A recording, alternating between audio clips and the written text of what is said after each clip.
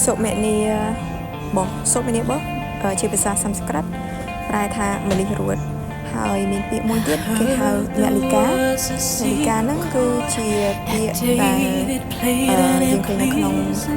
វចនានុក្រមខ្មែររបស់សម្ដេចជួនណាតបកថាម្លិះរួតដូចគ្នាប្រភេទរុក្ខជាតិនេះគឺជាប្រភេទរុក្ខជាតិផ្កាមានក្លិនក្រអូប